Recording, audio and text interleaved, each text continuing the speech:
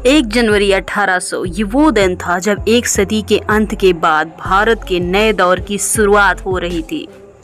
1600 के दशक में आए अंग्रेज अब भारत को अपने बाप की जागीर समझने लग चुके थे और भारत के अधिकांश हिस्सों में उनका कब्जा था। इसके पहले भारत में राज करने वाली मुगलिया सल्तनत का पतन हो चुका था और 1800 के मध्य तक आते आते अंग्रेज पूरे भारत पर कब्जा कर चुके थे। उस समय अंग्रेजी हुकूमत भारत में अपने सबसे सुनहरे दौर से गुजर रही थी। जब अंग्रेजों का गोल्डन पीरियड था तब भारत की स्थिति क्या थी और भारत के लोग कैसे रहते थे? क्या उनकी जिंदगी मुगलों के जाने से बेहतर हुई या अंग्रेजों के आने से बदतर हो गई? तो आइए जानते हैं 1800 के उस अनसुने और अनकहे दौर को। अफगानिस्तान से लेकर बर्मा तक फैला भारत दुनिया के सबसे संपन्न देशों में से एक था। उस दौर में जब दुनिया में बड़े बड़े आविष्कार हो रहे थे तब भारत में टेक्नोलॉजी ना के बराबर थी। अगर उस टाइम के पहनावे की बात की जाए तो लोग धोती और गमछा पहनते थे, कुछ लोग धोती और कुर्ता भी पहनते थे। पश्चिम भारत के कुछ लोग धोती कुर्ते के साथ सर पर पगड़ी भी बांधते थे। 1870 के इस फोटो को देखिए, इसमें आप एक जनजाति कबीले को देख सकते हैं। वहीं 1897 में ली गई इस फोटो को देखिए, इसमें ब्राह्मण वेशभूषा के उत्तर भारत के लोग हैं और उस समय बहुत कम ऐसे लोग थे जो पश्चिमी वेशभूषा में रहते थे। सिर्फ कुछ अमीर और चुनिंदा पढ़े लिखे लोग ही पैंट और शर्ट पहनते थे। भारतीय ग्रामीण इलाकों में आज भी उस पहनावे की झलक देखी जा सकती है। उस टाइम में लोगों के पास पत्थर से बने पक्के मकान नहीं रहते थे, बल्कि ज्यादातर घास फूस और गोबर से बनी झोपड़ियां होती थी। और बात की जाए उस समय की आबादी की तो भारत की आबादी सिर्फ 16 करोड़ थी और पूरे भारत से मतलब है अफगानिस्तान से म्यांमार तक। सोचिए उस टाइम में कितनी कम आबादी थी। वहीं आज के टाइम में इन 5 देशों की आबादी की बात की जाए तो 182 करोड़ है। रोजगार की बात की जाए तो उस टाइम ज़्यादा काम धंधे नहीं होते थे। अगर मुख्य रोजगार की बात की जाए तो खेती, किसानी और पशुपालन ही था। उस समय मुख्यतः नील, धान, कपास और अफीम की खेती होती थी और कुछ लोग शहरों में जाकर मिल में काम किया करते थे। उस टाइम आय इतनी सीमित थी और जमींदारों का प्रभाव इतना ज्यादा था कि उस टाइम सारा दिन मेहनत करने के बाद ही 2 वक्त की रोटी के सिवा कुछ नसीब नहीं होता था।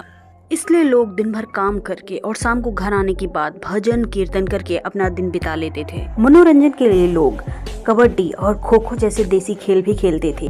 क्रिकेट जैसे खेल उस दौर के लोग जानते भी नहीं थे। उस टाइम में लोगों की भगवान के प्रति बहुत ज्यादा आस्था थी, इसलिए खाना भी वो भजन कीर्तन के बाद ही खाते थे। उस टाइम के ज्यादातर खानों में ज्वार, बाजरा और बहुत कम मात्रा में गेहूं चावल के साथ सब्जियां भी होती थी। उस टाइम लोगों का खान पान इतना साफ सुथरा और उर्वरक मुक्त होता था कि लोग बीमार भी कम पड़ते थे। छुट्टियों के दिन सब लोग चौपाल पे इकट्ठा होते थे और दिन बिताने के लिए एक साथ दिन भर बात करते थे। उस टाइम पर बिजली का साधन था ही नहीं तो लोग लालटेन और दिए का इस्तेमाल करते थे। उन्हें सोने के लिए ना किसी बिस्तर की जरूरत होती थी ना चारपाई की। वो रात को जल्दी सोते थे और सुबह बहुत ही जल्दी। 1800 के दौर में जाति व्यवस्था अपने चरम पर थी। लोग अपने जाति के हिसाब से काम करते थे। जैसे सुनार सोने का काम करता, लोहार लोहे का काम करता और ब्राह्मण धर्म कर्म का काम करते। बात की जाए उस टाइम की यातायात की तो यातायात के भी ज्यादा साधन नहीं थे। लोग घोड़ा गाड़ी या बैलगाड़ी का इस्तेमाल करके जाया कर। कई लोगों के पास तो आने जाने का बिल्कुल साधन नहीं होता था, तो कई सैकड़ों किलोमीटर की दूरी पैदल ही तय कर लेते थे। 1804 में ट्रेन का इन्वेंशन हो चुका था, लेकिन भारत में 1853 में आई। 1880 में ली गई इस फोटो को आप देख सकते हैं। आज के टाइम में पोल्यूशन भारत की एक बड़ी समस्या है और उस टाइम में पोल्यूशन का नामो निशान नहीं था। उस टाइम में जंगलों की मात्रा ज़्यादा थी, लोग अच्छा खाते थे और काफ़ी बलिष्ठ और फुर्तीले होते थे। आप इस बात का अंदाज़ा कुछ ऐसे लगा सकते हैं कि जो काम आज हम मशीनों से करते हैं वही काम उस दौर के लोग अपने हाथों से करते थे और बड़ी आसानी से हो जाता था। इतना अच्छा खान पान होने की वजह से भी उस दौर में बीमारियां होती थी और आज के टाइम में वो नॉर्मल हैं, लेकिन उस टाइम में महामारी होती थी। उस दौर में कोलेरा और प्लेग जैसी बीमारियों ने लाखों लोगों की जान ली। आज के टाइम में मेडिकल साइंस काफ़ी एडवांस है, लेकिन उस टाइम में ना तो हॉस्पिटल थे ना ही दवा।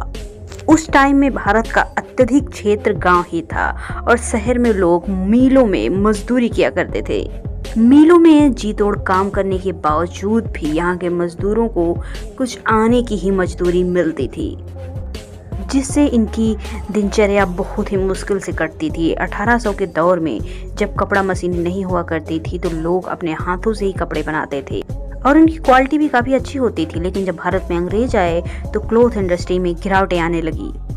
अंग्रेजों के बनाए गए कपड़े देखने में तो काफ़ी अच्छे थे लेकिन महंगे भी थे। मशीनों की वजह से मजदूरी और काम की बचत होने लगी और ये कपड़ा भारतीय कपड़े से सस्ता मिलता था।